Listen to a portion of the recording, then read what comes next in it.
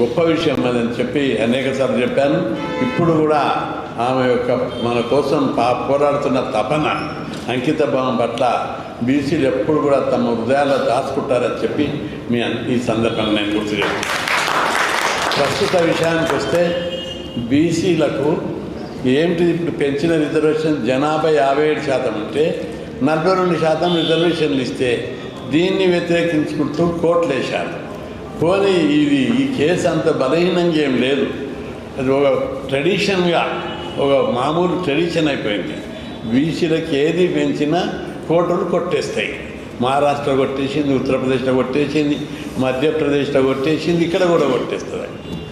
అంటే నేను ఒకటే చెప్పాను, రాజ్యాంగంలో క్లియర్గా 243D ప్రకారం రాష్ట్ర ప్రభుత్వానికి అధికారం ఉంది. అయితే దీనికి క్యాప్ ఉంది, క్యాప్ వల్ల ప్రాబ్లమ్స్ వస్తాయని చెప్పి అందుకే కోర్టులు గుడ్డిగా కొట్టేస్తాయి. ఈబీసీడబ్ల్యూ అగ్రకులాల్లోని ఈడబ్ల్యూఎస్కు రిజర్వేషన్కి ఇచ్చినప్పుడు 50% క్యాప్ తీసేశారు. అది ఒక రూలింగ్ మాత్రమే. అప్పుడు అన్నారు సమయం సందర్భాన్ని బట్టి క్యాప్ తీసి వచ్చాయి. ఇంకొక సందర్భంగా మండల్ కేసు, ఉత్తరప్రదేశ్ కేసు సందర్భంగా కూడా జనాభా లెక్క నుండి సందర్భాన్ని బట్టి, ఫోర్సును బట్టి రిజర్వేషన్లు పెంచుకోవచ్చని తీర్పిచ్చాయి. ఇవి ఎగ్జాంపుల్ బలంగా ఉన్నాయి.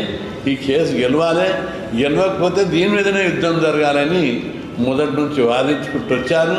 దాని ప్రకారం జీవో ఇచ్చారు. జీవో ఇచ్చి దానికి బలంగా పోరాడాలని కూడా చెప్పాను. అంత ఈజీ కాదు ఇది, నిలబడవు. మొత్తం వ్యవస్థలన్నీ రాజ్యాంగబద్ధమైనటువంటి ఎగ్జిక్యూటివ్ వ్యవస్థ, న్యాయ వ్యవస్థ ఈ సిద్ధాంతాలకు మొదటి నుంచి వ్యతిరేకంగా ఉన్నాయి. ఇది ఎప్పుడైనా ప్రాబ్లం అని చెప్పి దీనికి రాజ్యాంగబద్ధత కల్పించడానికి చాలామందికి ఒక అపోహ ఉన్నది. రాజ్యాంగంలోనే 9వ షెడ్యూల్ అని 9వ షెడ్యూల్లో పెట్టి అనేక ఇష్యూలు కూడా సమీక్ష చేస్తుంది కోర్టుకి ఎక్కాయి. ఒక తమిళనాడు తప్ప అన్ని కాకపోతే రాజ్యాంగ సవరణ ఎస్సీ ఎస్టీలకు ఎట్లయితే రాజ్యాంగంలో ఒక క్లాజు ఆర్టికల్ పెట్టారో అట్లా పెడితే అది పర్మనెంట్ సొల్యూషన్. ఎస్సీ ఎస్టీలకు సోదరులకు ఏముంది, జనాభా ప్రకారం రిజర్వేషన్లు పెట్టాలని ఉంది.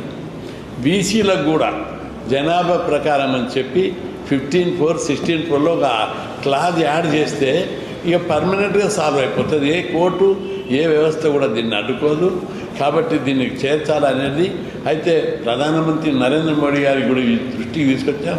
కులగణన చేయాలంటే ఒప్పుకున్నాడు. మొదట వ్యతిరేకించారు. నేను సుప్రీంకోర్టులో కేసు వేసిన, అప్పుడు కూడా కేంద్ర ప్రభుత్వం కౌంటర్ వేసింది నో అని. మళ్ళీ వాదిస్తున్నాం. ఆ కేసు కూడా ఇప్పుడు విడ్డా చేసుకోవాలి. అదే పద్ధతి లోపల చట్టసభల రిజర్వేషన్ కావాలన్నప్పుడు ప్రధానమంత్రి కూడా నిజమే ఇది కావాలి, ప్రజల నుంచి వయసు రాని, పార్టీల నుంచి ఒత్తిడి పెరగని, ఒక ఏకాభిప్రాయం రానని చెప్పాడు. అందుకే బీసీలలో బలమైనటువంటి ఉద్యమం ఒక్క రాష్ట్రంలో మనం తయారు చేసినా దాని ప్రభావం కేంద్రం మీద పడుతుంది. జనాభా ప్రకారం ఈ లోకల్ బాడీ కాదు, చట్ట సభల్లో కూడా రిజర్వేషన్లు వస్తాయి. వచ్చే వరకు మనం అందరం పోరాడదాం. ప్రత్యేకంగా కవితమ్మ గారి ఆధ్వర్యం నడుస్తున్న జాగృతి సంస్థలో సమర్థులైనటువంటి కార్యకర్తలు, నాయకులు ఉన్నారు. వాళ్ళందరూ కూడా చిత్తశుద్ధితో పనిచేస్తున్నారు. మొదట విద్యార్థి దశలో ఉన్నప్పుడు వీళ్ళందరూ కూడా బీసీ ఉద్యమాలలో పాల్గొన్నవారే. ప్రతి ఒక్కరు కూడా హరి కానీ, కోల శ్రీనివాస్ కానీ, ఇంకా చాలామంది ఇక్కడ ఉన్న వాళ్ళందరూ కూడా ప్రతి ఒక్కరు కూడా పాల్గొన్న వాళ్ళు ఇక్కడ ఉన్నారు. నాయకత్వం అనేది బాగా వెల్ ట్రైనింగ్ అయిన వాళ్ళు ఉన్నారు.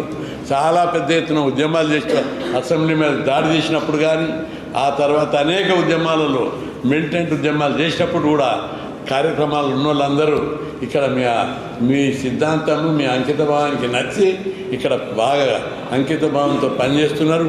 వారందరూ కూడా ఈ సందర్భం లోపల ఈ ఉద్యమానికి చేయూతనిచ్చి ఈ ఉద్యమాన్ని బలంగా ముందుకు తీసుకపోతే ఇది ఇతర రాష్ట్రాలకు పాకుతుంది.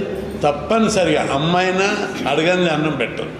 మనం అందరం గట్టిగా పోరాడితేనే ఇవ్వరు అనుకున్న వాళ్ళు ఇచ్చేస్తాం. జనాభా కులగణన ఇవ్వరు అనుకున్నారు, ఇవ్వమని 10 సార్లు చెప్పారు. కోర్టులు అఫిడవిట్ వేశారు, కానీ ఒప్పించాం ఒత్తిడి ద్వారా.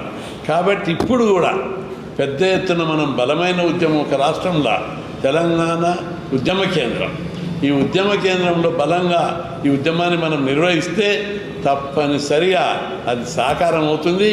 రాజ్యాధికారంలో వాటా ఇది శత్రువుల పంచాయతీ కాదు, India Pakistan India China panchayati కాదు, అన్నదమ్ముల పంచాయతీ. ఒక తల్లి పుట్టిన బిడ్డలందరికీ వాటా ఇస్తారు.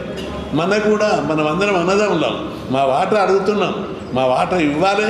కొట్లాట ఇస్తారా, మంచితనాన్ని ఇస్తారా, ఇదే పంచాయతీ. కాబట్టి మంచితనాన్ని ఇస్తలేరు, కొట్లాడదాం.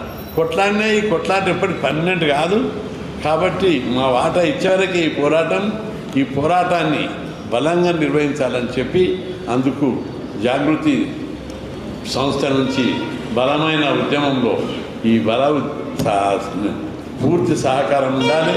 అందులో ఉద్యమంలో ముందుకు తీసుకుపోవడానికి మీ కృషి ఉండాలి. తప్పనిసరి విజయవంతం అవుతే తప్పనిసరిగా ఈ వాటా లోపల మీ యొక్క పోరాట చరిత్ర ఉంటుందని చెప్పి గుర్తు చేస్తూ సెలవు తీసుకుంటాను. 2023 సంవత్సరంలోనే వాస్తవానికి యునైటెడ్ కూలర్ ఫ్రంట్ పెట్టి అన్ననే చైర్మన్